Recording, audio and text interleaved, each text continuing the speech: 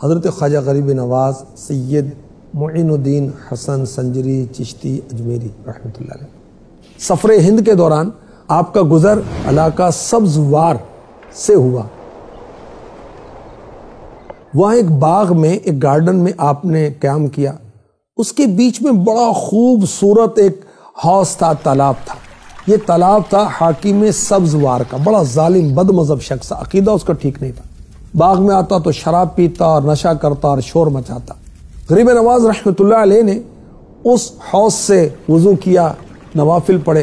محافظوں نے اپنے حاکم کی سخت گیری کا حال عرض کیا کہ بڑا سخت ہے، بڑا ظالم ہے، اور درخواست کی حضور یہاں سے آپ چلے جائیں، وہ آئے گا آپ کو نقصان پہنچائے گا۔ پتہ کیا فرمایا؟ اللہ پاک میرا نگہبان ہے، اللہ پاک میرا مددگار۔ اسی دوران وہ حاکم پہنچ گیا، سیدھا حوض پر آیا اور اس نے دیکھا کہ عیش و عشرت کی جگہ پر ایک اجنبی درویش ہے، تو وہ تو غصے میں آ گیا، لال پیلا ہونے لگا غصے میں۔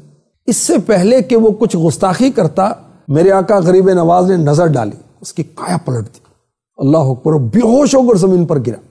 خادموں نے منہ پر پانی کے چھینٹے مارے، جیسے ہوش آیا تو آپ کے قدموں میں گرا، اور توبہ کی گناہوں سے، برے عقیدے سے، اور آپ کا مرید ہوا، اور سبحان اللہ اس نے ظلم و جفا چھوڑ دیا اور ساری دولت جو ظلم سے لوٹی تھی اصل مالکوں تک لوٹا دی۔ سبحان اللہ، آپ کی صحبت میں رہنے لگا، اور کچھ عرصہ آپ کی صحبت میں رہا تو میرے آقا غریب نواز نے اس کو خلافت عطا فرما دی اور وہاں سے تشریف لے گئے۔ سبحان اللہ۔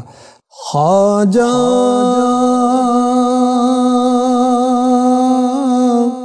میرے خواجہ،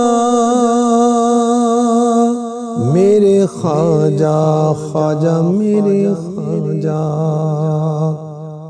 آپ کا نام ہے حسن، آپ ہیں نجیب الطرفین، حسنی حسینی، یعنی والد اور والدہ دونوں کی طرف سے آپ سید ہیں، اور 537 سنہ ہجری بمطابق 1142 سنہ عیسوی میں سجستان یا سیستان کا علاقہ، یہ پاکستان اور ایران کا بارڈر ہے، وہاں پر سنجر میں آپ کی ولادت ہوئی۔ اور آپ کے القابات کیا ہیں؟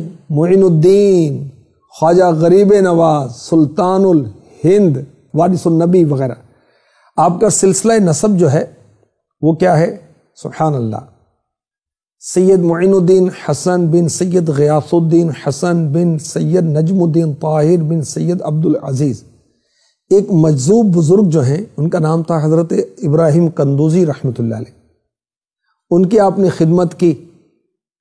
انہوں نے اپنا جوٹھا آپ کو کھانے کے لیے دیا، آپ نے جب کھایا ان کا تبرک تو دل کی دنیا بدل گئی، دل سے دنیا کی محبت دور ہو گئی۔ سارا ساز و سامان بیچ دیا، فقیروں میں تقسیم کر دیا، اور 15 سال کی عمر میں علم دین کے حصول کے لیے راہ خدا کے مسافر بن گئے، اور سمرقند میں حضرت مولانا شرف الدین رحمۃ اللہ علیہ کی بارگاہ میں حاضر ہو کر آپ نے علم دین کا آغاز کیا۔ پہلے قرآن پاک حفظ کیا، سبحان اللہ، حافظ قرآن تھے میرے خواجہ۔ حفظ کرنے کے بعد آپ نے دیگر علوم بھی حاصل کیے، ذوق علم بڑھتا گیا، علم کی پیاس کو بجھانے کے لیے بخارا کا رخ کیا، وہاں پر بھی ایک عالم دین کے پاس گئے۔ دیکھیں ہمارے اسلاف بزرگوں کے پاس، علماء کے پاس جاتے تھے۔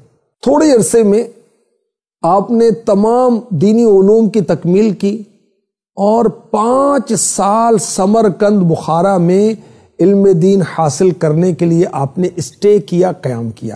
صلو علی الحبیب صلی اللہ علیہ وسلم۔